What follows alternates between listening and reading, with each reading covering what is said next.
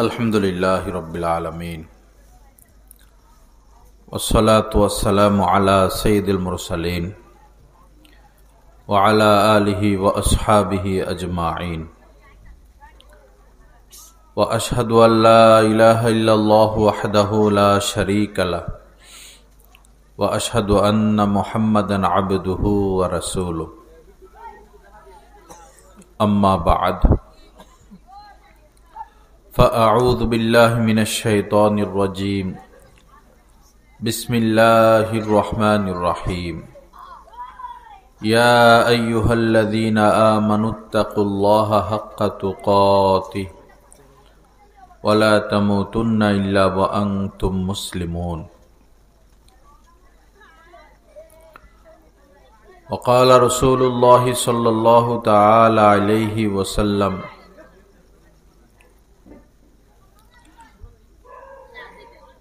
मसलुल्लज़ी यज़्कुरु रब्बहु वल्लज़ी ला यज़्कुरु मसलुल हय्यि वल मय्यित औ कमा क़ाल अलैहि स्सलातु वस्सलाम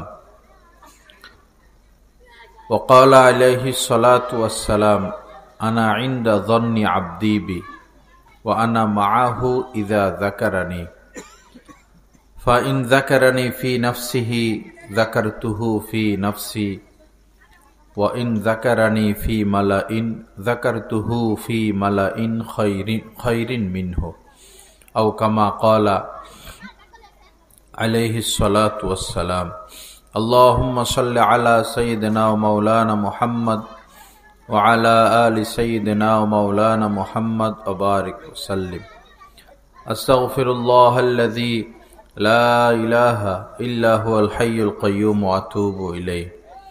এই বাচ্চাদেরকে এখান থেকে বাগাইয়া দিলে তো আওয়াজ করে, অনেক শব্দ করতেছে। দয়া করে কেউ ছবি তুলবেন না, ভিডিও করবেন না, মনোযোগ দিয়ে বয়ান শোনার চেষ্টা করবেন। লা ইলাহা ইল্লাল্লাহ। আল্লাহ পাক আমাদের সবাইকে মাফ করে দেন, দ্বীনের বোঝ দান করেন, কামেল হেদায়েত নসিব করে দেন। আমার ভাইয়েরা, আজ নয় কাল এই পৃথিবী আমাদেরকে ছাড়তে হবে। কোনো মানুষই চিরস্থায়ী থাকতে পারে না, এটা সবাই জানে, বিশ্বাস করে, বলেও। কিন্তু বিষয় হলো প্রস্তুতি নেয় না। কেউ যদি হজ্জে যায়, উমরায় যায়, বিদেশে যায়, 1 সপ্তাহ 15 দিন আগ থেকে প্রস্তুতি। ঢাকা যাবে, তাও ভালো একটা প্রস্তুতি নেয়। অথচ চিরদিনের জন্য বিদায় নিয়ে চলে যাবে, উল্লেখযোগ্য কোনো প্রস্তুতি নাই। এ হলো বড় আফসোসের বিষয়, পরিতাপের বিষয়। যারা যুবক ছেলে তাদের কথা একরকম, যাদের বয়স 50 পার হলো, 60 পার হলো, 70, তাদের মধ্যেও কোনো প্রস্তুতি নাই। তারা এখন আর কিসের স্বপ্ন দেখে? যার 70 হয়ে গেল, 65 হয়ে গেল, সে এখন কিসের স্বপ্ন দেখে? একটা ছেলের বয়স 20-22, সে স্বপ্ন দেখতে পারে, বিয়ে শাদী করবে, বাচ্চা কাচ্চা হবে, বাচ্চা কাচ্চাকে বড় করবে, ঘর বাড়ি করবে, টাকা পয়সা কামাইবে। কিন্তু যার বয়স 65 হয়ে গেল, তার কি এখন আর বিয়ের সময় আছে? টাকা পয়সা কামানোর সুযোগ আছে? সে এখন কিসের অপেক্ষা করে? তার তো এখন উচিত ছিল 24টা ঘন্টা আল্লাহ পাকের মর্জি মোতাবেক কাটানো। 24টা ঘন্টা কেমন যেন এই বাচ্চাগুলোকে ভাগানোর কেউ নাই। মুরব্বী একজন যান না,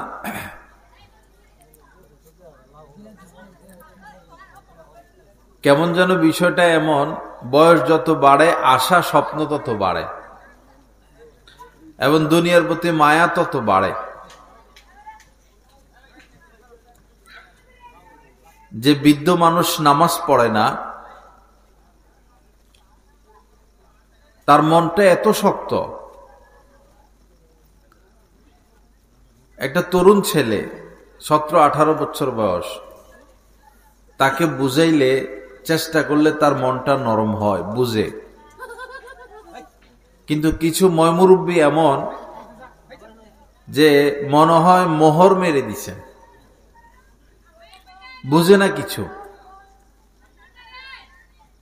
নামাজমুখী হয় না। বিভিন্ন আকীদা পোষণ করে, বিভিন্ন খারাপ জায়গায় যায়। সাধারণ যারা ইহুদি ছিল, নবীজি মদিনে আসার পর, কোরআন নাজিল হওয়ার পর, কোরআন শোনার পর, সাধারণ ইহুদিরা তাদের আলেমদের কাছে যাইতো, গিয়ে বলতো যে আমাদের কিতাবে শেষ নবী সম্পর্কে কি আসছে, উনার কথা তো ভালো লাগে, উনার উপর যে কোরআন নাজিল হয় সেটা তো ভালো লাগে। তো এই ইহুদির প্রধানরা উল্টা পাল্টা কিছু বলে দিত, যে জান্নাতে গেলে আমরাই যাব, নবী আসলে আমাদের বংশ থেকে আসবে। তাদের বদ্ধমূল এই ধারণা ছিল। ইহুদিরা সঠিক রাস্তা বলতো না, অথচ নবীজির আকার, আকৃতি, চেহারা, সুরত, কথাবার্তা সবই তাওরাতে লিখিত ছিল। শেষ জামানার নবীর অবস্থা সবই ছিল লেখা, স্পষ্ট ছিল। কিন্তু এই আলেমরা সঠিক রাস্তা দেখাইতো না, তাদের হাদিয়া তোহফা বন্ধ হয়ে যাবে। যার কারণে সাধারণ ইহুদিরা ঈমান গ্রহণ করতে পারে নাই। ঠিক আমাদের মুসলমানদের মধ্যে যারা দেখবেন নামাজ পড়ে না, বয়স হয়ে গেছে, মারা যাবে, হজ করে না, যাকাত দেয় না, স্ত্রীকে পর্দায় রাখে না, মহিলারা পর্দা করে না, হালাল খাওয়ার ফিকির নাই, সুন্নত মোতাবেক চলার ফিকির নাই, দাড়িগুলো রাখে না, এদেরকে কিছু খারাপ লোক ভিন্ন কিছু পরামর্শ দেয়। ওই লোকেরা বছরে বছরে গরু পায়, হাদিয়া তোহফা পায়, ইহুদিদের মতো হয়ে গেছে। সাধারণ মুসলমানদেরকে নামাজের প্রতি উদ্বুদ্ধ করে না, বড় কঠিন বিষয়। আল্লাহ আমাদের সবাইকে মাফ করে দেন, সহি বুঝ দান করেন। আমি শুরুতে আয়াতে কারিমা তেলাওয়াত করেছি। রব্বুল আলামিন বলেন, হে ঈমানওয়ালারা, তোমরা আল্লাহকে ভয় করো।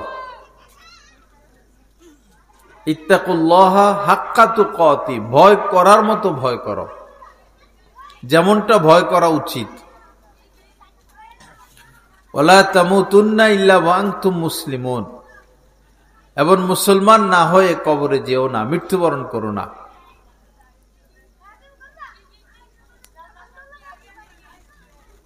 তো ভয় করার মতো ভয় বলতে এমন ভয় যে ভয়ের কারণে আমার দ্বারা পাপ সংগঠিত হবে না। আল্লাহকে যেভাবে ভয় করা দরকার ওরকম ভয় আমরা করতে পারবো না। এতটুকু যথেষ্ট যে ভয়টা এমন পর্যায়ের যে আমার দ্বারা যেন কবিরা গুনাহ না হয়, ফরজ ওয়াজিব না ছুটে, আমি যেন হারাম না খাই।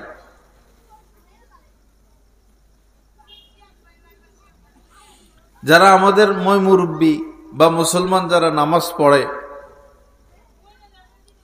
কিছু হইল দিন শরীয়ত মানে, তাদের মধ্যে বড় অংশ এমন যে তারা গুনাহ থেকে বেঁচে থাকে না, গুনাহ থেকে বেঁচে থাকার ফিকিরও তাদের মধ্যে নাই। একটা ঘর, পরিবার 5 জন 7 জন সদস্য, একজন নামাজ পড়ে,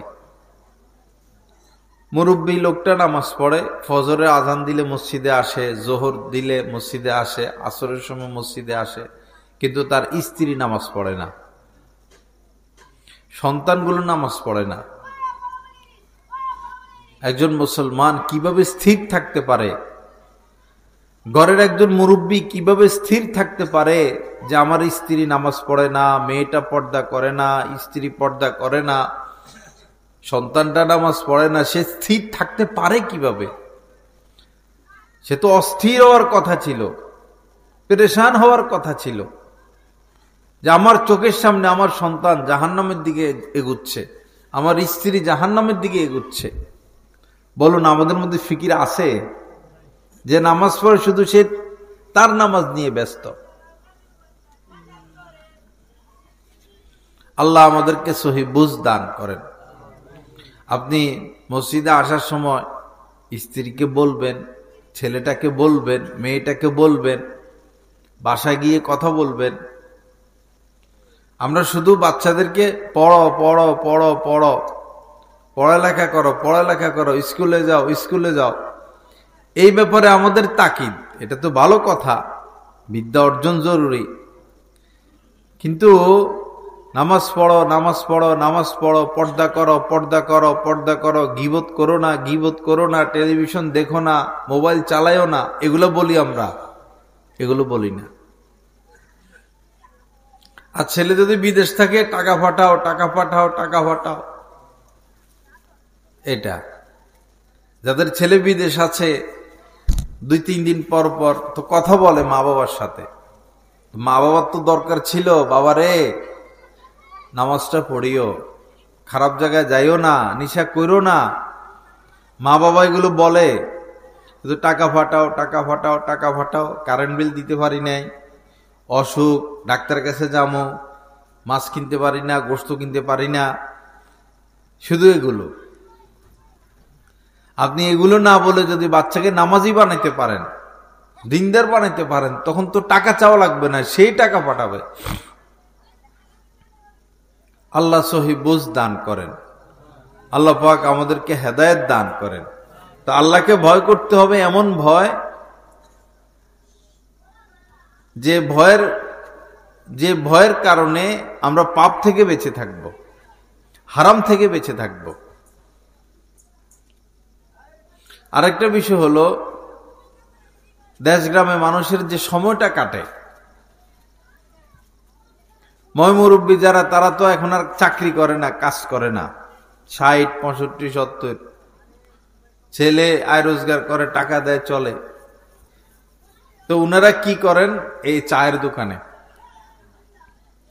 সকালে 8টা-9টার দিকে যাবে, দুপুর পর্যন্ত, দুপুরের দিকে আসবে, খাইয়া দেয়, ঘুমাইয়া আসরের দিকে যাবে, রাত্রে 9টা-10টা পর্যন্ত এই চায়ের দোকানে বসে চা খায়, পেঁয়াজু খায়, যারা বিড়ি সিগারেট খায়, ধূমপান করে, তারা সেটা খায়। আর টেলিভিশন, আর টেলিভিশন। বলুন তো, এই 70-80 বছরে পৌঁছিয়া যদি আপনারা টেলিভিশন দেখেন, আর এই টেলিভিশনে মহিলাগুলো নাচানাচি, এই বয়সে যদি এগুলো দেখেন, তো আর ভালো হবেন কখন? আর ভালো হওয়ার সময় কই? এই অবস্থায় তো মানুষ কবরে চলে যাচ্ছে। আমরা যে বিভিন্ন মাহফিলে যাই, গাড়িতে বসা থাকি, চায়ের দোকান আশপাশ, এই ময়মুরব্বী বসা, নজরটা হইল টেলিভিশনের দিকে। টেলিভিশনে তো ভালো জিনিস আছে, খারাপের তো অভাব নাই। একজন পুরুষ তো টেলিভিশনের কোন নারী দেখতে পারবে না। নজর হেফাজত করা তো ফরজ। রাস্তাঘাট দিয়ে মেয়েরা স্কুলে যায়, কলেজে যায়, পুরুষদের দায়িত্ব ছিল নজরকে হেফাজত করা, চোখটাকে নিচে রাখা। কেউ নজর হেফাজত করে না। ময়মুরব্বীরাও তাকায় থাকে, পোলাপানও তাকায় থাকে। লাখের মধ্যে 1-2 হয়তো, লাখের মধ্যে 1-2 পাওয়া যাবে। আল্লাহর কাছে কি জবাব দিব ভাই? কিছু কিছু বিষয় এমন যে না মানলেই নয়, মানতেই হবে। যেমন একজন মুসলমান কবিরা গুনাহ করতে পারে না। আমরা কবিরা গুনাহ কি সেটাও জানি না, আর আমাদের কাছে এটার কোনো গুরুত্ব নাই। গীবত করা দরকার করে, প্রয়োজনে মিথ্যা কথা বলা দরকার হইলে মিথ্যা কথা বলে বসে, কাউকে গালি দেওয়ার প্রয়োজন হইলে গালি দিয়ে বসে। বিশেষ করে চোখটা খারাপ। এই বসে বসে লম্বা সময় টেলিভিশন টেলিভিশন টেলিভিশন, এরপর টেলিভিশন বাদ দিয়ে যখন ঘরে আসে তো আবার তো টাচ মোবাইল, আবার টাচ মোবাইল, লম্বা সময় এটা দেখে হেটা দেখে ওইটা দেখে। তা আল্লাহকে সময় দিলাম কখন? আখিরাতের জন্য করলাম কি? এর চেয়ে কত ভালো হইতো। গতকালকে একজন মুরব্বী মানুষ আসছেন, একদম বয়স্ক, বলল আসর থেকে মাগরিব আমার সময় কাটে না, মাগরিব থেকে এশা সময় কাটে না, কি করতাম? আপনি একটা আমল দেন। কি সুন্দর কথা। পরে আমি বললাম যে তো আসর থেকে মাগরিব আপনি 500 বার দুরূদ শরীফ পড়বেন আর 500 বার ইস্তেগফার পড়বেন। এরপরে মাগরিবের পরে তেলাওয়াত করতে পারে, কিছুক্ষণ তেলাওয়াত করলেন, কিছুক্ষণ জিকির করলেন, এই জিকির এতবার ওই জিকির এতবার, এশা পর্যন্ত।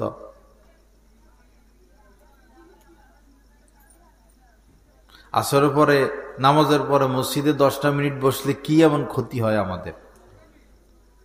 মাগরিব তো পড়তে আসবো, আধা ঘন্টা আগে চলে আসলাম, 20 মিনিট আগে মসজিদে চলে আসলাম, এসে দুরূদ শরীফ পড়লাম, ইস্তেগফার করলাম, আল্লাহকে ডাকলাম। অথবা বাঁচবো আর কয়দিন, আসর থেকে মাগরিব মসজিদে বসে থাকলাম। কেউ যদি জিকির আজকার নাও করে কিন্তু মসজিদে বসে থাকে বা শুয়ে থাকে, তাও তার সওয়াব হইতেছে, সে তো গুনাহ থেকে বেঁচে থাকতেছে। আল্লাহ হেফাজত করেন, সহি বুঝ দান করেন। বাবা, এই চায়ের দোকানে বসে বসে সময়গুলো নষ্ট করবেন না। চা খাওয়ার দরকার খাবেন, দোকানে গিয়ে এমন দোকানে বসবেন যেখানে টেলিভিশন নাই। আর যদি এমন হয় সব দোকানে টেলিভিশন, তাহলে এক পাশে বসবেন, বাহিরে বসবেন, বৈশা যেটা যেটা খাওয়ার খাবেন, খাইয়া চলে আসবেন। এসে মসজিদে বসে থাকবেন, মসজিদের ইমাম সাহেবের সাথে ঘুরবেন গাড়বেন। মাদ্রাসা থাকলে মাদ্রাসায় বসবেন, মাদ্রাসার ছাত্রদের সাথে সময় দিবেন। আসর থেকে মাগরিব সময়টা অনেক গুরুত্বপূর্ণ বয়স্কদের জন্য। 500 বার দুরূদ শরীফ পড়া কোনো ব্যাপার না ভাই, সাল্লাল্লাহু আলাইহি ওয়াসাল্লাম। 500 বার পড়া কি কঠিন? হাদিস শরীফের মধ্যে এসেছে, নবীজি বলেছেন, মান সাল্লা আলাইয়া ওয়াহিদান সাল্লাল্লাহু আলাইহি আশরা, যে আমার প্রতি একবার দুরূদ শরীফ পাঠ করবে, আল্লাহ পাক তার প্রতি 10 বার রহমত নাজিল করবেন। তো যদি 10 বার দুরূদ শরীফ পড়ি, 100 বার আল্লাহ রহমত নাজিল করবেন। তাহলে 100 বার পড়লে কত ফজিলত, আর 500 বার পড়লে কত ফজিলত। 500 বার না হোক, আসর থেকে মাগরিব 100 বার দুরূদ শরীফ পড়া কি বেশি কঠিন হবে? পড়বেন তো ইনশাআল্লাহ। সবাই একটা তাসবিহ কিনবেন, তাসবিহ। বাজারে তাসবিহ পাওয়া যায়। আগে তো মানুষের হাতে তাসবিহ পাওয়া যাইতো, আমরাও তাসবিহ ব্যবহার করতাম। এখন আমরাও ছেড়ে দিছি, আপনারাও ছেড়ে দিছেন। এখন তাসবিহ হাতের থেকে সরে যাওয়ার পরিবর্তে কি উঠে গেছে? হাতে মোবাইল উঠে গেছে। এখন এটাই তাসবিহ, এটাই কলিজার টুকরা, এটাই জানের জান, পানের পান। তো আসর থেকে মাগরিব হোক, মাগরিব থেকে এশা হোক, 100 বার দুরূদ শরীফ পড়বো তো ইনশাআল্লাহ। এক সাহাবী নবীজিকে বলতেছেন যে, ইয়া রাসূলুল্লাহ, তো আমি কি পরিমাণ দুরূদ পড়তাম আপনার প্রতি? নবীজি বললেন যে, মা শিইতা, তোমার ইচ্ছা। তো সাহাবী বললেন যে, আমি ফরজ আমল, ফরজ ওয়াজিব আমল শেষ করার পর যতটুকু সময় পাব, এই সময়ের 4 ভাগের 1 ভাগ শুধু দুরূদ পড়ব। মনে করেন তিনি 4 ঘন্টা সময় পাবেন, 24 ঘন্টার মধ্যে 4 ঘন্টা সময় পাবেন। এই 4 ঘন্টার মধ্যে তিনি শুধু 1 ঘন্টা শুধু দুরূদই পড়তে চান, 4 ভাগের 1 ভাগ। তো নবীজি বললেন যে, মা শিইতা, তোমার ইচ্ছা। ফা ইন জিত্তা ফাওয়া খায়রুল লাক, যদি তুমি আরো বেশি দুরূদ পড়তে পারো তো তোমার জন্য আরো বেশি ফায়দা হবে। তখন সাহাবী বললেন, তাহলে ফান্নিসফু ইয়া রাসূলুল্লাহ, তাহলে আমি অর্ধেক সময় শুধু দুরূদ পড়ব, 2 ঘন্টা উদাহরণস্বরূপ। নবীজি বললেন, মা শিইতা, তোমার ইচ্ছা। ফা ইন শিইতা ফাহুয়া খায়রুল লাক, যদি আরো বেশি দুরূদ পড়ো তো তোমার জন্য আরো বেশি ফায়দা হবে। নবীজিকে কথা শুনতে দেখে সাহাবী বললেন যে ফাসুলুসাইন ইয়া রাসূলুল্লাহ, তাহলে আমি 3 ভাগের 2 ভাগ সময় শুধু দুরূদ পড়ব। তখন নবীজি বললেন, মা শিইতা ফা ইন জিত্তা ফাহুয়া খায়রুল লাক, তোমার ইচ্ছা, যদি আরো বেশি সময় ধরে দুরূদ পড়ো তো তোমার জন্য আরো বেশি কল্যাণ হবে। তখন সাহাবী নবীজিকে এগুলো বলতে শুনে তিনি বললেন, ইয়া রাসূলুল্লাহ, তাহলে আমি যতটুকু সময় পাবো শুধু দুরূদ আর দুরূদ পড়ব, পুরা সময় দুরূদ শরীফ পড়ব। তখন নবীজি বললেন, যদি তাই হয়, পুরা সময় তুমি দুরূদ পড়ো, তো এই দুরূদ তোমার যত চিন্তা, যত পেরেশানি, যত দুঃখ কষ্ট আছে সবকিছু দূর করার জন্য এই দুরূদই যথেষ্ট।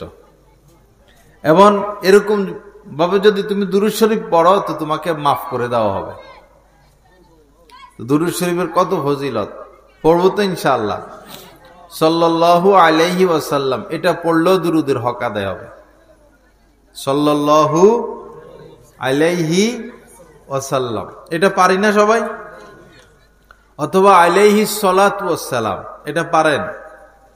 একটা কইলে হবে, সাল্লাল্লাহু আলাইহি ওয়াসাল্লাম। রাত্রে শোয়ার সময় দুরূদ শরীফ পড়তে পারেন। বাপ ছেলে হজ করতে গেছে, একটা ঘটনা আর কি, পিতা আর পুত্র হজ করতে গেছেন। হজ করে ফিরার পথে, আগের জামানায় তো এই পায়ে হেঁটে যাইতো, নৌকা দিয়া, লঞ্চ দিয়া, এমনে হেমনে। ফিরার পথে পিতার ইন্তেকাল হয়ে গেল। ইন্তেকাল হয়েছে ভালো কথা, মানুষ তো মারা যাবেই, কিন্তু চেহারা হয়ে গেছে জন্তু জানোয়ারের মতো। এখন ছেলে তো পেরেশান যে হজ করলাম, ফিরার পথে আব্বার এই অবস্থা, এখন এই লাশ আমি দেশে নিব কিভাবে, আর লাশ মানুষকে দেখাবো কিভাবে? চেহারা তো জন্তু জানোয়ারের মতো হয়ে গেছে। চিন্তা করতে করতে, পিতাকে নিয়ে কান্নাকাটি করতে করতে ঘুমায় গেছেন। পরে সে ঘুমের মধ্যে স্বপ্নে দেখেন যে অনেক সুন্দর একজন মানুষ, মাথায় পাগড়ি পরা, হাতে লাঠি, সাদা পোশাক পরে আসছেন। এসে তার আব্বার চেহারার উপরে হাত বুলাইয়া দিছেন। সাথে সাথে তার আব্বার চেহারা আগের থেকে সুন্দর হয়ে গেল এবং নূরান্বিত হয়ে গেল। পরে সে স্বপ্নের মধ্যে বলতেছেন যে আপনি কে, আমার এই দুর্দিনে, আমার এই বিপদে আপনি এত এত বড় উপকার করলেন, কে আপনি? তখন তিনি বললেন, আমি তোমার নবী মুহাম্মদ সাল্লাল্লাহু আলাইহি সাল্লাম। তো ছেলেটা বলল, তো আমার আব্বা কি এমন আমল করতেন যে আপনি এত বড় উপকার করলেন? তখন নবীজি বললেন যে তোমার আব্বা শোয়ার আগে সব সময় আমার প্রতি দুরূদ পড়ত, ঘুমের আগ পর্যন্ত দুরূদ পড়ত। আজকে তো তার দুরূদের আমলটা আমি পাই নাই। যখনই কোনো মানুষ দুরূদ পড়ে, এটা নবীজির কাছে পৌঁছানো হয়। ফেরেশতাদের একটা কাফেলা আছে, যেমন বাংলাদেশের র্যাব আছে, আর্মি, বিডিআর, ফেরেশতাদের এরকম একটা কাফেলা আছে। তাদের দায়িত্ব হলো পৃথিবীর যে কোনো প্রান্তে যে কোনো মানুষ নবীজির প্রতি দুরূদ পড়ে, তারা এই দুরূদকে সম্মানে সোনার মদিনায় নবীজির নিকট গিয়ে পেশ করেন এবং বলেন, ইয়া রাসূলুল্লাহ, অমুক এলাকার অমুকের ছেলে অমুক আপনার প্রতি দুরূদ পাঠাইছেন। আমরা দুরূদ পড়লেই নবীজির কাছে খবর চলে যায়।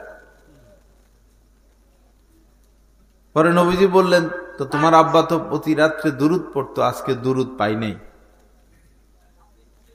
তোমার আব্বা যে দুরুদ পড়তেন আমার প্রতি, এই কারণে আমি আসলাম, এই উপকারটা করলাম।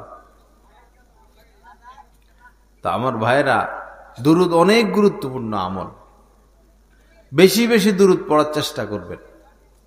চলতে ফিরতে, উঠতে বসতে, ঘুমাতে, ঘুম থেকে জেগে, রাস্তা দিয়ে হাঁটতেছেন, রিক্সার উপর বসে আছেন, বাজারে যাচ্ছেন, বাজার করতেছেন, একটু মুখটা নাড়াইলে তো হয় সাল্লাল্লাহু আলাইহি ওয়াসাল্লাম, 10টা নেকি পাইয়া গেলাম, 10টা গুনাহ মাফ হয়ে গেল, 10 বার রহমত নাজিল হয়ে গেল। যারা বেশি বেশি দুরূদ পড়বে কিয়ামতের ময়দানে তারা নবীজির কাছাকাছি থাকবে। আল্লাহ আমাদেরকে আমলের তৌফিক দান করেন। আমি যে হাদিস শরীফ পাঠ করেছি, নবীজি বলেন, মাসালুল্লাযী ইয়াযকুরু রাব্বাহু ওয়াল্লাযী লা ইয়াযকুরু, যে তার প্রভুর জিকির করে আর যে করে না, এই দুইজনের মধ্যে উপমা হলো, উদাহরণ হলো মাসালুল হাইয়্যি ওয়াল মাইয়িত, যে আল্লাহ পাকের জিকির করে সে হলো জীবিত ব্যক্তির ন্যায়, আর যে আল্লাহ পাকের জিকির করে না সে হলো মৃত ব্যক্তির ন্যায়।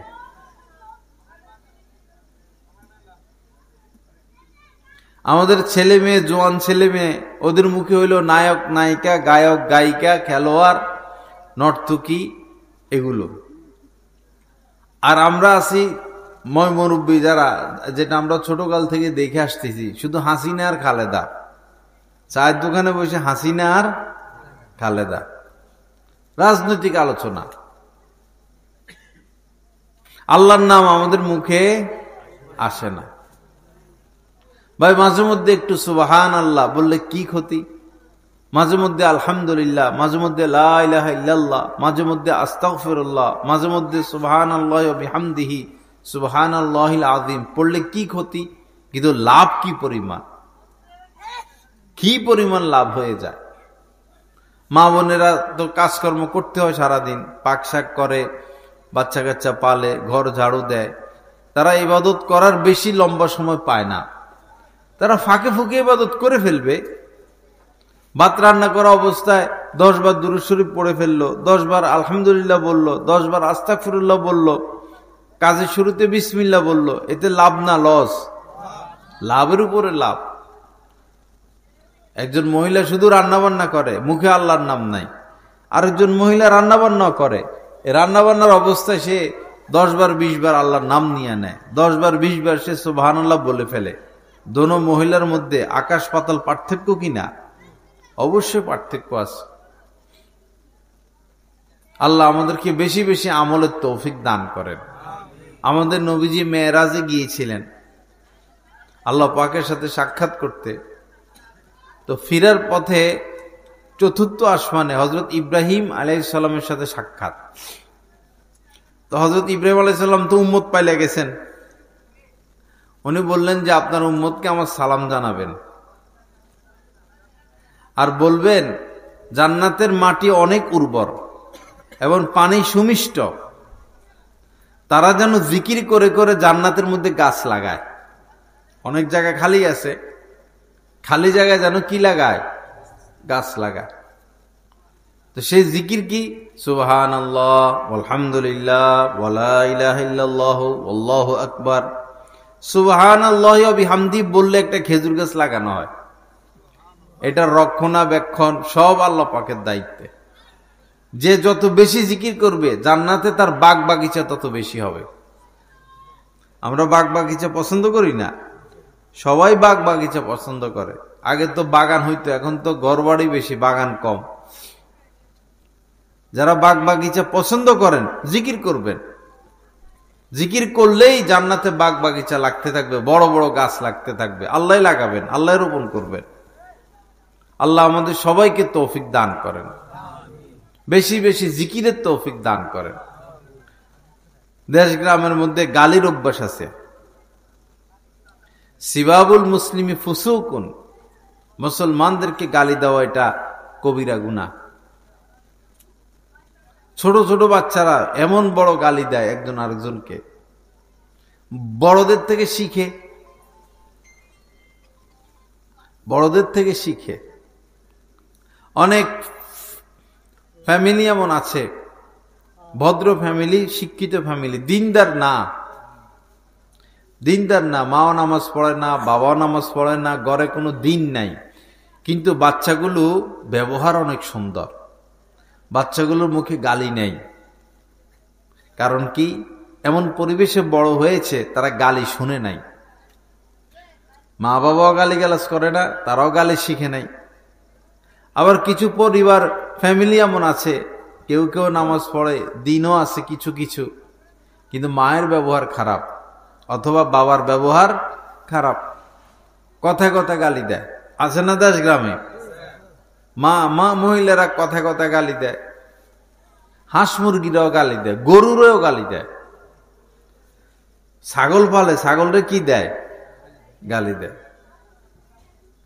আবার মনে করেন এই অনেক সময় জুতা খুঁজা পায় না, মোবাইল খুঁজা পায় না, ওরা জুতা আর মোবাইলটা গালি দেয়।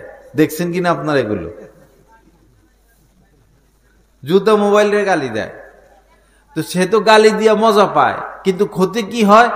ক্ষতি হইল তার বাচ্চাটা গালি শিখে গেল, তার বাচ্চা গালি শিখে গেল। আল্লাহ খারাপ ব্যবহার থেকে আমাদেরকে বাঁচার তৌফিক দান করেন। বাচ্চাদের সাথে আমাদের যে নুরানি মাদ্রাসাগুলো, শিক্ষকেরা বাচ্চাদের সাথে আপনি বলে, আপনি বসেন, পড়েন, লেখেন, আসেন, তখন বাচ্চারা আপনি বলা শিখে। এবং বাচ্চাদেরকে সাথে যদি ভালোবাসায় কথা বলেন, তারাও ভালোবাসায় কথা বলবে। বাচ্চাদেরকে যদি আদর করেন, সোহাগ করেন, স্নেহ করেন, আপনি একসময় আদর সোহাগ পাবেন। কঠোরতা না করা। আজকে মাগরিবের পরে একজন মনে কেঁদে দিবে এরকম অবস্থা, স্ত্রীর সাথে বেজাল, স্ত্রীর রাগ বেশি, কিছুর থেকে কিছু হইলে শুধু স্বামীর কাছে তালাক চায়। এগুলো হইল বাজে মহিলা। এই মহিলারা কি? বাজে মহিলা। তালাক দিলে তুমি কি করবা? তালাকপ্রাপ্ত মহিলার জিন্দিগি চলে। এক স্বামীর থেকে তালাক পাইলে আরেক স্বামীর কাছে যায়, সেখানে যায় সুখ পায় না। তো এক হাসপাতালে গেলাম রোগী দেখতে, 3-4 দিন আগে আমাদের এক ওস্তাদ অসুস্থ, তাকে দেখতে গেছি। পরে যাইয়া হাসপাতালে জিজ্ঞাসা যে কাউকে করমু, ভাই এই নামে একজন রোগী কোন রুমে থাকে, কাউকে জিজ্ঞাসা করার মতো কাউকে পাই না, সব মহিলা। রিসিপশনে মহিলা, ডাইনে মহিলা, বামে মহিলা। আমরাও ঘুরি গাড়ি, কই যাবো? দ্বিতীয় তলায় উঠলাম, এদিকে তাকায়, হেদিকে তাকায়, সব মহিলার মহিলা, কোন পুরুষ স্টাফ নাই। যাই হোক, পরে ফিরার পথে আমাকে সাথীরা অনেক তথ্য দিল যে এই মেয়েরা বেশিরভাগই তালাকপ্রাপ্ত মহিলা, বিভিন্ন জায়গায় চাকরি করে, স্বামীর সাথে ভেজাল করছে, স্বামী তালাক দিয়া দিছে। কি করব?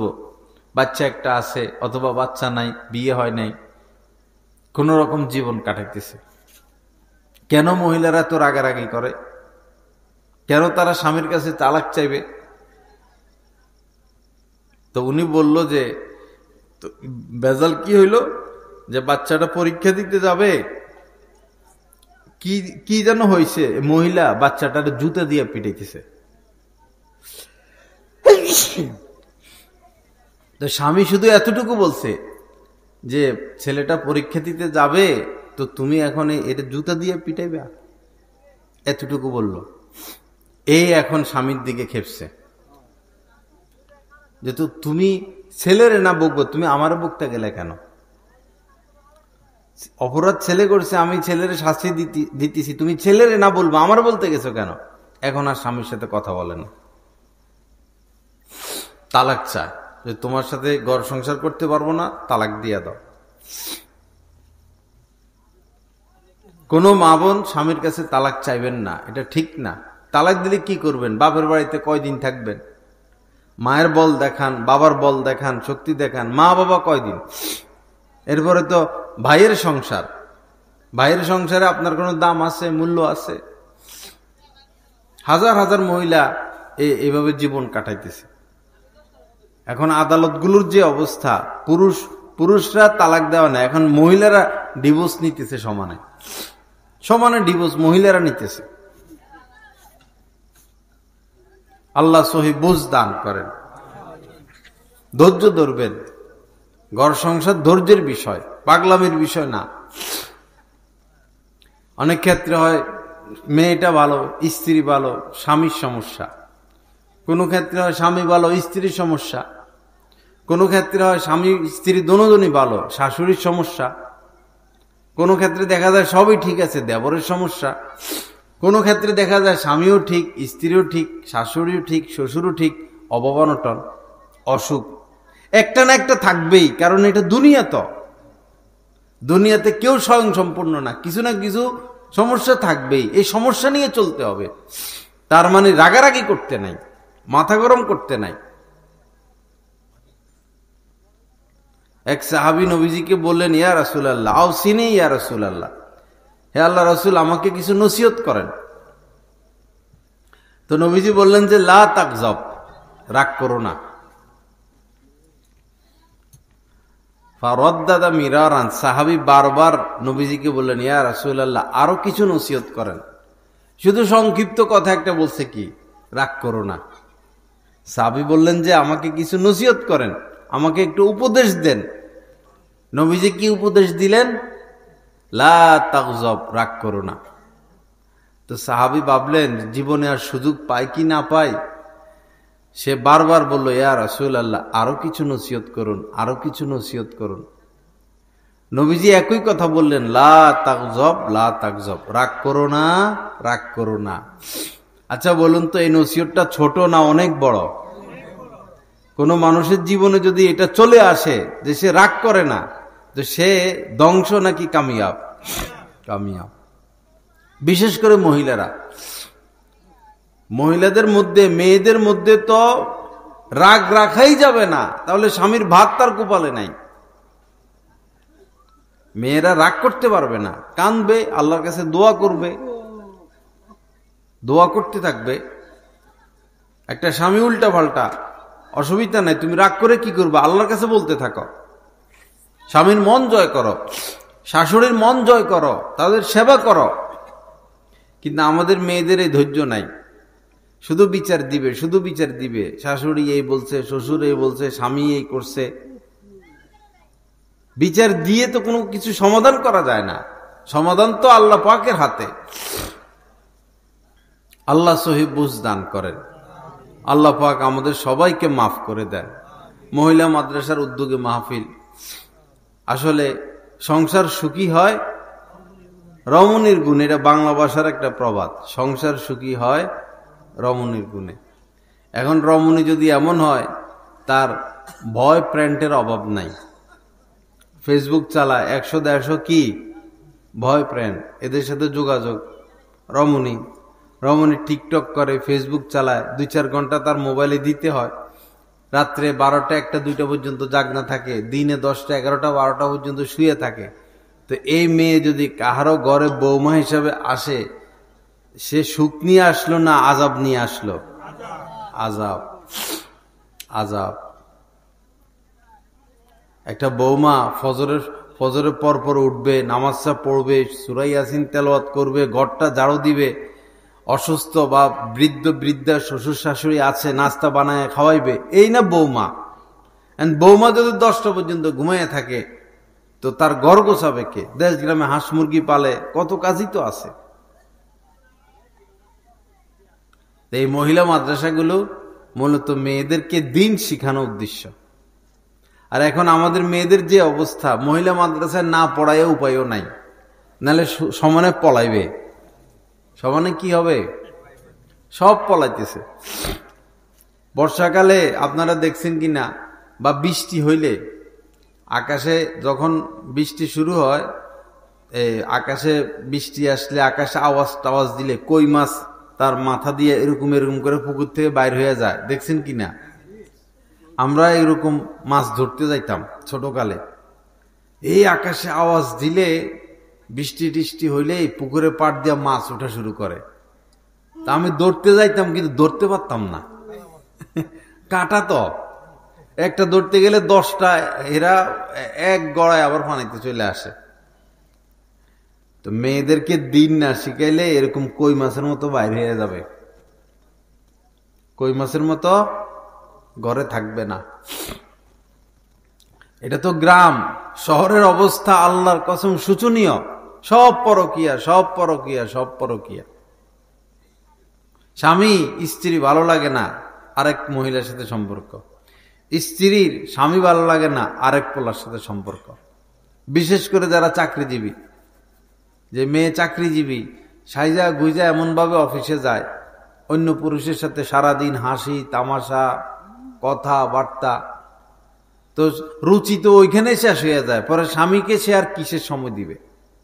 স্বামীর সাথে চলে ভেজাল, অন্যের সাথে হাসি তামাশা, আর স্বামীর সাথে কি গালবার, গালবার করে বসে থাকে। মেয়েদের কাজ না এই আয় রোজগার, মেয়েদের কাজ ঘর গোছানো। আয় রোজগার স্বামীর কাজ, মেয়েদের কাজ ঘর গোছানো। আল মারআতু রাইয়াতুন আলা বাইতি যাওজিহা ওয়া ওয়ালাদিহি। আল মারআতু রাইয়াতুন, মহিলাদের দায়িত্ব হলো স্বামীর ঘর গোছানো, স্বামীর আসবাবপত্র মালপত্র দেখে শুনে রাখা এবং স্বামীর সন্তান পালা।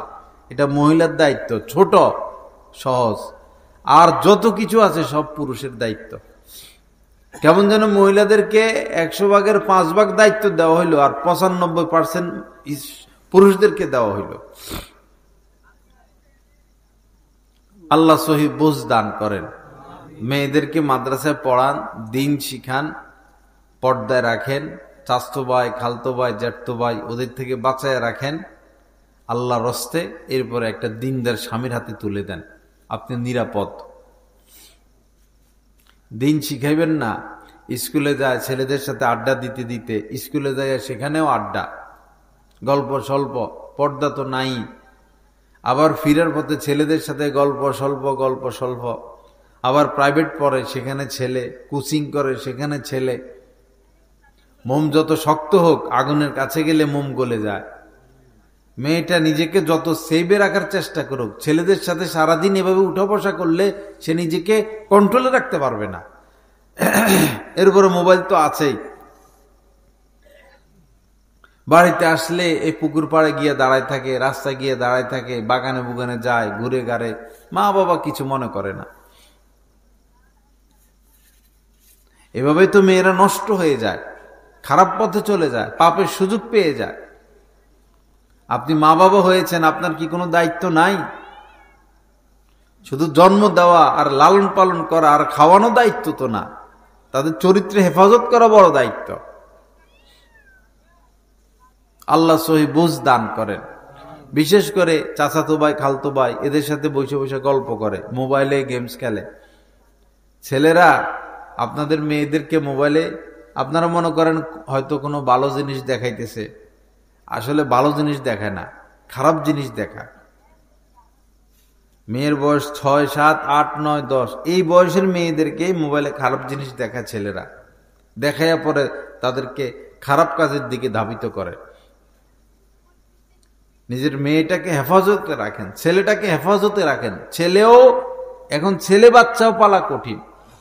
গ্রামগঞ্জে তো একলা একলা ঘুরে ঘাড়ে পোলা পায়। বড় বাচ্চাদের সাথে ছেলেদেরকে খেলতে দিবেন না, মিশতে দিবেন না, ঘুমাইতে দিবেন না, বেড়াইতে যাইতে দিবেন না। 8 বছরের বাচ্চা, 10 বছরের বাচ্চা, এগুলারে বড় ছেলেরা মোবাইলে খারাপ জিনিস দেখায়, পরে এদের সাথে খারাপ কাজ করে।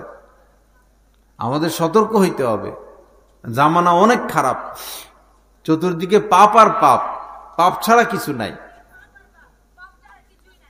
ওই যে দেখছেন, আল্লাহ হেফাজত করেন। তো এই যে মহিলা মাদ্রাসাগুলো অনেক বড় খেদমত করে যাচ্ছে, অনেক বড় খেদমত করে যাচ্ছে। আল্লাহর রাস্তায় মেয়েদেরকে দিন শিখাই, ছেলেদেরকে দিন শিখাই।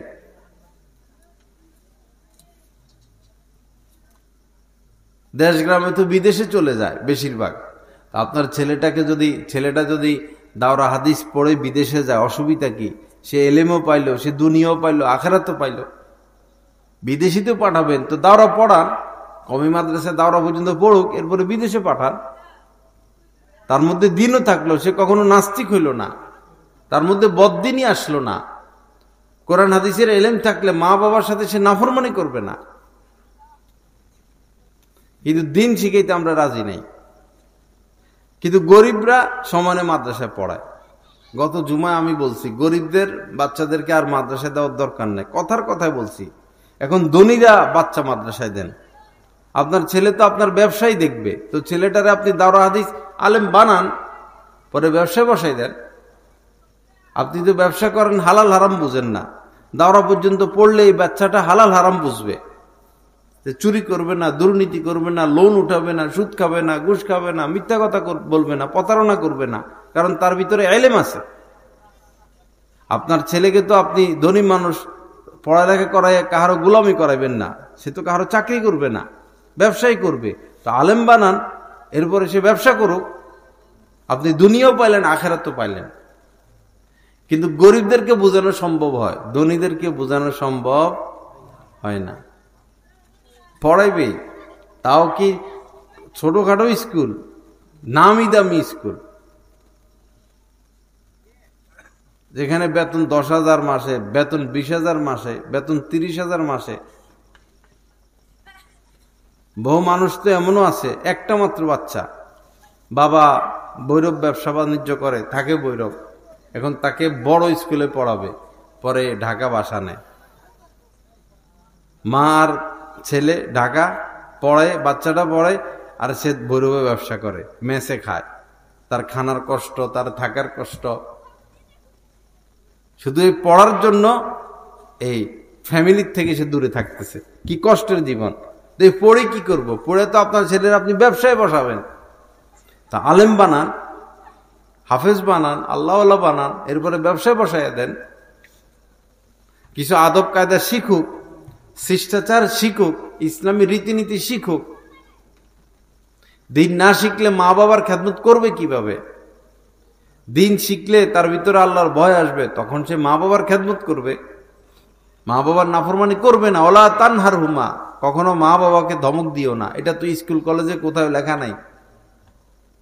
ওলা তাকুল্লাহুমা উফ, মা বাবার থেকে কষ্ট যদি পাও, উফ শব্দটাও করবে না, এটা স্কুল কলেজের বইতে লেখা আছে কোথায়?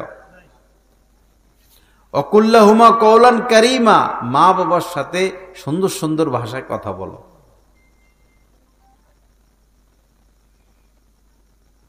স্কুলে যদি কিছু কোরআন হাদিস পড়াইতো কত ভালো হইতো। এই সরকারেরা ক্ষমতা আসে যায়, আর ওই শুধু বিদেশে টাকা পাঠানো নিয়ে ব্যস্ত, চুরি ডাকাতি সন্ত্রাসী। স্কুলে কিছু কোরআনের আয়াত, কিছু সূরা যদি মুখস্থ করায়, কিছু মাসলা মাসাইল শিখায়, কি সমস্যা ছিল? বরং বিগত সরকার পুরো ইসলাম বাদ দিয়ে দিছে। 100 নম্বর ছিল ইসলাম ধর্ম মেট্রিকে, আবশ্যকীয় ছিল 100 নম্বর ইসলাম শিক্ষা, অনেক বেশি সেখানে শিক্ষার বিষয় ছিল। এটারে বাদ দিতে দিতে দিতে দিতে একদম বাদ দিয়ে দিছে। এজন্যই তো খোদার গজব পড়ছে তার উপরে।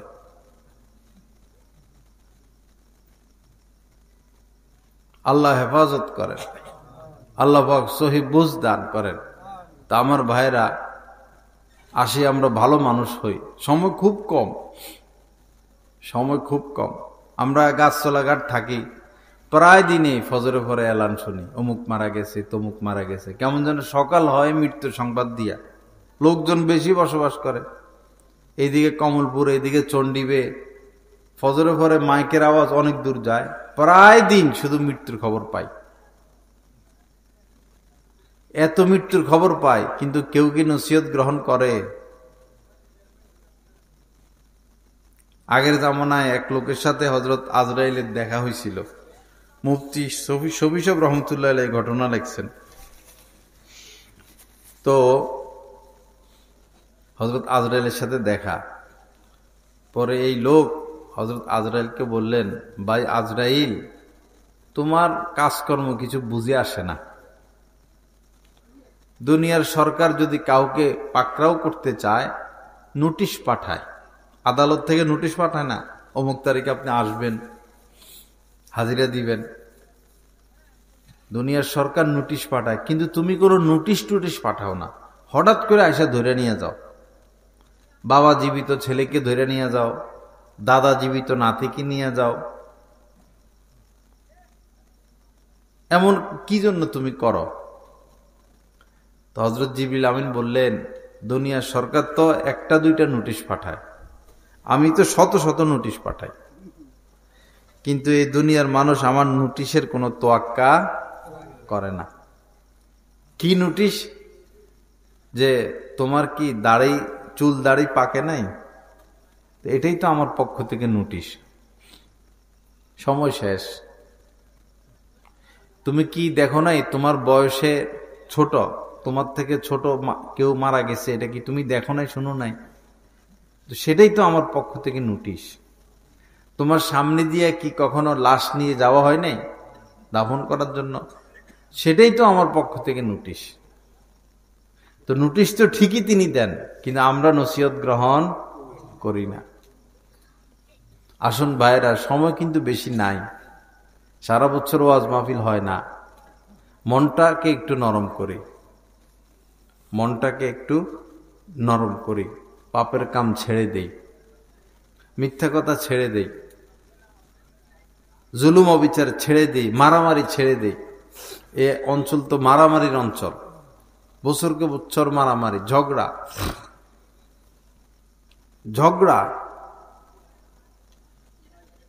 মুসলমানরা তো ঝগড়াকে নিপাত করবে, ঝগড়া দূর করবে। মুসলমানরা নিজেরা ঝগড়া করবে না। কিভাবে আমরা ঝগড়া করি? আরেকজনের ঘর ভাঙি, মাথায় বাড়ি দেই, খুন করি, কিভাবে সম্ভব?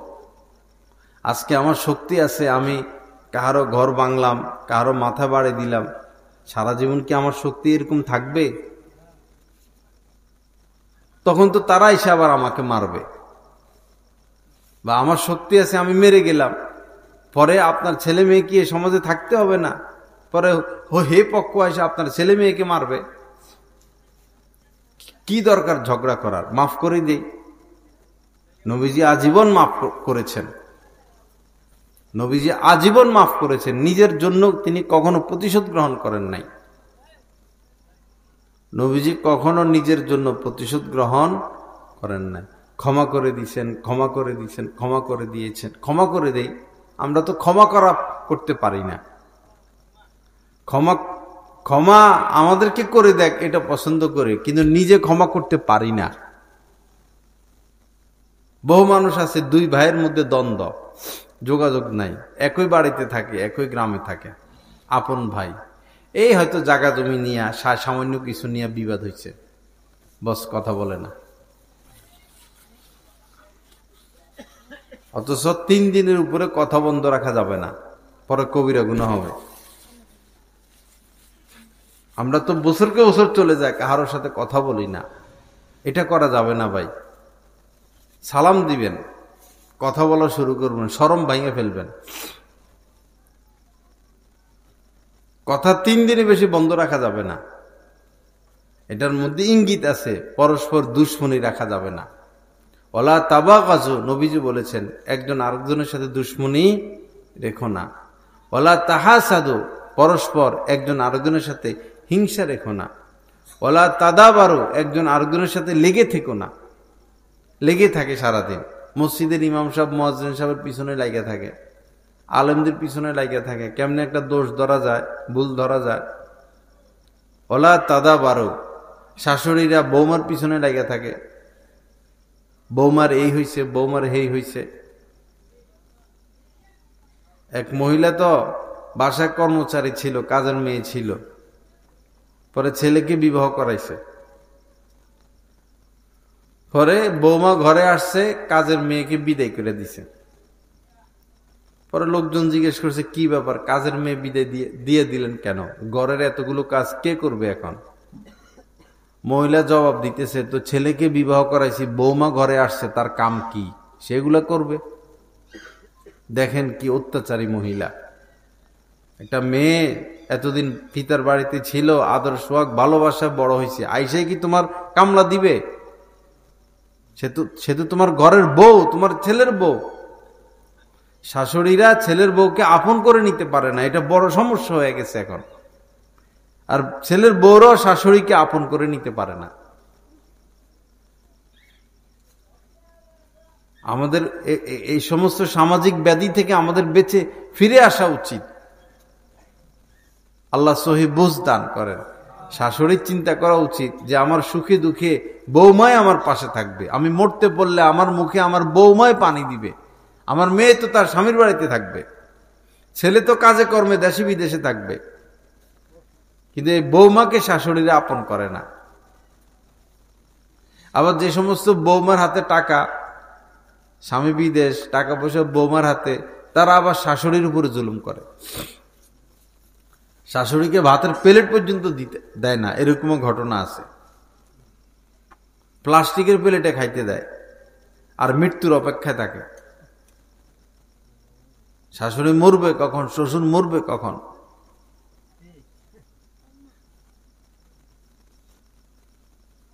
আল্লাহ আমাদের সবাইকে মাফ করে দেন, সহি বুঝ দান করেন। তো যাই হোক ভাইরা, মাদ্রাসা তো আছেই, অনুরোধ থাকবে ছেলেকেও মাদ্রাসায় পড়ান, মেয়েকেও মাদ্রাসায় পড়ান, রিজিকের অভাব হবে না। নিজেরা নামাজ ধরে ফেলি, নামাজগুলো ধরে ফেলি। এবং শুধু নিজে নামাজ পড়বে এরকম না, ঘরওয়ালাদেরকেও নামাজি বানানো। যাদের উপর হজ ফরজ হয়েছে হজ করে ফেলবেন, হজ ধরে রাখতে নাই। হজ ফরজ যদি আপনার 18 বছর বয়সে হয়েছে, এখনই আপনি হজ করে ফেলবেন। আমাদের সমাজে রেওয়াজ যে হজ করতে হয় শেষ জীবনে, বুড়া হইয়া পরে হজ করে। ওই সময় কেমনে যে কষ্ট হজে, তাওয়াফ করা, সাই মারোয়া। একটা উমরা করতে গেলে মনে হয় 15-20 কিলোমিটার হাঁটা লাগে একটা উমরায়। হোটেলের থেকে যাওয়া আবার হোটেল পর্যন্ত আসা 20 কিলোমিটারের মতো হাঁটা। 70 বছরের বুড়া কেমনে 20 কিলোমিটার হাঁটবে? হজ করতে গেলে মিনা, আরাফা, মুজদালেফায় পাথর মারা, কষ্ট আছে ভাই। এটা শেষ জীবনের আমল না, এটা শুরুর জীবনের আমল। যখন ফরজ হয়েছে তখনই হজ করে ফেলা, এটাকে বিলম্ব না করা। যাদের উপর জাকাত আসে জাকাতগুলো দিবেন। জাকাত দিবেন না, মাল জমা করে রাখবেন, মাল থাকবে না, যে কোনোভাবে এই মাল খরচ হয়ে যাবে। ছেলে বিয়ের উপযুক্ত হয়েছে, তাকে বিয়ে করাইয়া দেন। মেয়ে বিয়ের উপযুক্ত হয়েছে, এখন তার পড়ালেখা, সে ডিগ্রি আনবে, চাকরি করবে, এগুলা না কইরা তাকে বিয়ে দিয়ে দেন। স্বামীর বাড়িতে যাক, ইজ্জত সম্মান হেফাজতে থাক। একটা অঘটন ঘটানোর আগে নিজের ইজ্জত নিয়ে সে বেঁচে থাকুক। আল্লাহ আমাদের সবাইকে মাফ করে দেন। আর সবাই আলেমদের সোহবতে উঠা বসা করবেন। সকল মানুষেরই উচিত কোনো না কোনো আলেমের সোহবতে যাওয়া, কোনো না কোনো আলেমের হাতে হাত দেওয়া, বায়াত হওয়া। এটা সুন্নত। সকল সাহাবী নবীজির হাতে বায়াত ছিলেন।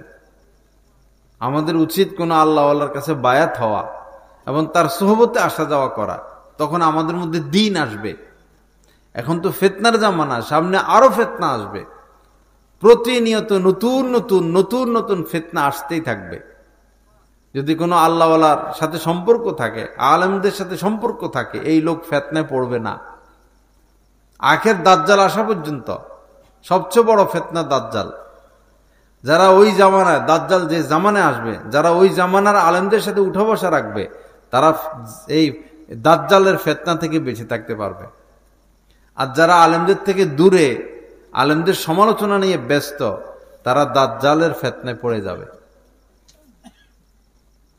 আল্লাহ আমাদের সবাইকে হেফাজত করেন। যুবক ছেলে যারা আসো বাবা, যদি পড়ালেখা করে থাকো, পড়ালেখা করো, আরো ভালো করে পড়ালেখা করো। মেয়েদের দিকে তাকাইও না, মেয়েদের সাথে অবৈধ সম্পর্ক করো না, গোপন পাপ থেকে বেঁচে থাকো, ভালো করে পড়ালেখা করো। তোমার মূল্যায়ন দেশেও আছে, বাহিরেও আছে। আর নামকে অস্তে স্কুলে যাইবা, আর দেশে বাড়িতে আসবা, আর মোবাইল চালাইবা, আর মেয়েদের পিছনে ঘুরবা, তো তোমার কপালে ঝাড়ুয়ার জুতা, তোমার কপালে ঝাড়ুয়ার জুতা। পরে বিদেশে যাইয়া গোলামি করবা, সুইফার হইবা, ঘর ঝাড়ু দিবা, হোটেলের মেসিয়ারি করবা। আল্লাহ হেফাজত করেন। ভালো করে পড়ালেখা করো, আর যারা পড়ালেখা করো না, বেকার ঘুরো গারো, বেকার ঘুরাঘুরি করো না, একটা কাজ শিখো, একটা কাজ শিখো, তোমার দাম আছে। যে কোনো একটা কাজ শিখো, একটা কিছু শুরু করে দাও, বেকার থাইকো না। মা বাবারে খাওয়াও, মা বাবার জন্য খরচ করো, মা বাবার খেদমত করো। একসময় ঠিকই টাকা পয়সা হবে, তোমার ঘর সংসার হবে, ওই সময় আর মা বাবা পাইবে না। এই ফাঁকে মা বাবা বিদায় নিবে। কখনো মা বাবার সাথে তর্কে জড়াইবা না, মা বাবার সাথে দুর্ব্যবহার করবা না। নিজে না খাইয়া মা বাবাকে খাওয়াও, নিজে না পড়ে মা বাবাকে পড়াও, মা বাবার জন্য জীবন দাও, তখন তুমি সুখী হইবা। মা বাবাকে খুশি রাখতে হবে। আমাদের সকলেরই দায়িত্ব আমাদের আব্বা আম্মাকে খুশি রাখা, আল্লাহ আল্লাহ রাসূলকে খুশি রাখা, নিজের মা বাবাকে খুশি রাখা। স্ত্রীদের উচিত স্বামীকে খুশি রাখা, স্বামীদের উচিত স্ত্রীর খোঁজখবর রাখা, তার বরণ পোষণ দেওয়া, তার সাথে ভালো আচরণ করা। আল্লাহ আমাদেরকে তৌফিক দান করেন, মানুষ হওয়ার তৌফিক দান করেন, দ্বীনের খেদমতের তৌফিক দান করেন। সময় সুযোগ পাইলে তবলিগের সময় দিলেন, কোনো আলেমকে সাথী করে 1 চিল্লা দিলেন, 3 চিল্লা দিলেন, টাকা পয়সা থাকলে উমরায় গেলেন, ঘরে বসে কিছু সময় প্রতিদিন জিকির করা, কিছু সময় তেলাওয়াত করা। যদি কোরআন না পারেন, আলহামদুলিল্লাহ বেশিরভাগ মসজিদের ইমাম সাহেবরা দাওরা হাদিস পাস, ইমাম সাহেবের সাথে 20টা মিনিট সময় দেন। আর না হলে বয়স্ক শিক্ষা চালু করেন, প্রতিদিন মাগরিবের পরে 20 মিনিট করে পড়েন, 10 মিনিট করে পড়েন, কোরআনটা শিখা হয়ে যাবে। বসে থাকার সময় নাই। আপনার দরজা যে কোনো মুহূর্তে নক করবে মালাকুল মাউত, মালাকুল মউত যে কোনো মুহূর্তে নক করবে। লা ইলাহা ইল্লাল্লাহ। আল্লাহ পাক আমাদের সবাইকে মাফ করে দেন, সহি বুঝ দান করেন, হেদায়েত দান করেন, এই কথাগুলোর উপর আমলের তৌফিক দান করেন। অতিরিক্ত মোবাইল ব্যবহার করা, শুইতে গিয়েও 2-3 ঘন্টা ফেসবুক, টিকটক, 1 মিনিটের ভিডিও দেখতেই থাকে। বাবা কত দেখবা, এটা তো শেষ নাই, খারাপের কোনো শেষ নাই। কেউ যদি 1000 বছর হায়াত পায় আর 1000 বছর টানা মোবাইল দেখে, সব ভিডিও দেখা সম্ভব হবে? এত ভিডিও জমা হয়েছে, কত দেখবা? ঘুরে ফিরে সেই অশ্লীলতা, নাপাক। ওয়ালা তাকরাবুল ফাওয়াহিশ, আল্লাহ পাক বলেছেন অশ্লীলতার ধারে কাছে যেও না, অশ্লীলতার ধারে কাছে যেও না। ছোট ছোট বাচ্চারা শেষ হয়ে যাচ্ছে, ছোট ছোট বাচ্চারা গেমস খেলে, কার্টুন দেখে, পড়ালেখা থেকে একদম উদাসীন, বেকার হয়ে যাচ্ছে আমাদের বাচ্চারা। আমার একটা মাদ্রাসা আছে জামালুস সুন্নাহ, গাছতলা ঘাট, জানেন আপনারা তো। ঢাকা শহরে একটা বাচ্চা এসে ভর্তি হয়েছে, তো বাচ্চাটা খেলাধুলা করে না। যখন বিরতি দেয়, অন্য বাচ্চারা একটু ছুটাছুটি করে, দৌড়াদৌড়ি করে, ও বাচ্চা কোনো খেলাধুলা করে না, শুধু বসে থাকে মাথা নিচে দিয়া, এমনে মাথা উপরে উঠে না, সে সবসময় মাথা নিচে দিয়ে বসে থাকে। পরে কি ব্যাপার, বাচ্চা এটা এমন কেন, কি অ্যাবনর্মাল না প্রতিবন্ধী নাকি? না, বাচ্চা তো ঠিক আছে, তো এমন কেন? পরে তার মা বলল যে আমরা শহরে থাকতাম তো, ওই আমার বাচ্চাটা সারাদিন মোবাইল চালাইতো, মাথা নিচে দিয়া সারাদিন গেমস খেলতো, এরপরে কার্টুন দেখতো, তো মাথা নিচের দিকে রাখতে রাখতে এখন তার অভ্যাস এরকম হয়ে গেছে। এখন দৌড়ে দৌড়ে ছুটাছুটিও করে না, আর মাথা উপর উঠে না, মাথা নিচের দিকে রাখে। কি সমস্যা! এই বাচ্চাদের হাতে আল্লাহর হস্তে মোবাইল দিবেন না। বলবেন যে উপায় নাই, উপায় আছে, উপায় হইল আপনি ছেড়ে দেন, আপনি এই বদভ্যাস ছাড়েন, ঘরগুলোকে টাচ মোবাইল মুক্ত করেন। বিদেশে ছেলের সাথে কথা বলবেন তো কোটি মোবাইলে কথা বলেন, ছোট মোবাইলে কথা বলেন। ঘরে টাচ মোবাইল আইনেই তো আমরা দিলাম শেষ করে।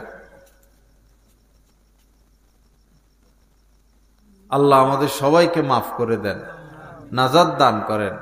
এই মাহফিলকে আল্লাহ পাক কবুল করেন, যারা আয়োজন করেছেন তাদেরকেও কবুল করেন। আল্লাহ পাক আমাদেরকে গুনাহমুক্ত জিন্দেগি নসিব করেন। ইনশাআল্লাহ সবাই আমরা নামাজ ধরে ফেলি, কি বলেন? ইনশাআল্লাহ মজা পাবেন, নামাজ পড়লে মজা পাবেন। যাদের মুখে দাড়ি নাই, হিম্মত করি, দাড়ি রাখলে ইজ্জত বাড়ে, পয়সা বাঁচে, পয়সা বাঁচে। শেভ করতে টাকা লাগে না, এরপরে চেহারায় নূর আসে, ছেলে মেয়ের কাছে ইজ্জত বাড়ে, সমাজের কাছে ইজ্জত বাড়ে, মানুষের আস্থা হয়। 60 বছরের বুড়া, 70 বছরের বুড়া, মুখে দাড়ি নেই, তারে মানুষ পছন্দ করে? সবাই বলে দেখছো শয়তান, মরবো, মুখে এখনো দাড়ি রাখলো না, একথা বলে কিনা? বলে। আছে শহরে, গ্রামে রাইখে দেয়, শহরে আছে 70 পার হয়েছে এখনো দাড়ি রাখে না, অথচ বাড়ি 10-12টা বানায় ফেলছে। তো বাড়ি লইয়া কবরে যাইবা? কি কন? কেউ বাড়ি লইয়া কবরে যাইব না দাড়ি লইয়া কবরে যাইব? তো বাড়ির দরকার না দাড়ির দরকার? দাড়ির দরকার। কবরে দাড়ি যাবে, দাড়ির উসিলে আপনি সুপারিশ পাবেন, নবীজি সুপারিশ করবে। সাহস করে দাড়িগুলো রেখে ফেলি, স্ত্রীকে পর্দায় রাখি, বুঝান, বলেন, পুরস্কার দেন, অনুরোধ করেন, নসিহত শুনান। স্ত্রীকে পর্দায় রাখেন, মেয়েদেরকে পর্দায় রাখেন, ছেলেদের হাতে তুলে দিবেন না। ছেলেদের মতি গতি ভালো না, মোবাইল দেখে দেখে তাদের মাথা ঠিক নাই। আল্লাহ পাক আমাদের সবাইকে মাফ করে দেন। আল্লাহ পাক সহি বুঝ দান করেন, গুনাহ থেকে বাঁচার তৌফিক দান করেন। প্রতি ইংরেজি মাসের শেষ শুক্রবার আমাদের কমলপুর মাদ্রাসায় মাসিক ইসলাহি বয়ান হয়, ইনশাআল্লাহ যাওয়ার চেষ্টা করবেন। আল্লাহ সবাইকে তৌফিক দেন। ওয়া আখিরু দাওয়ানা আলহামদুলিল্লাহি রাব্বিল আলামিন ওয়া সাল্লাল্লাহু আলা নবিয়িল কারীম। লা ইলাহা ইল্লাল্লাহ। দোয়া করি সবাই।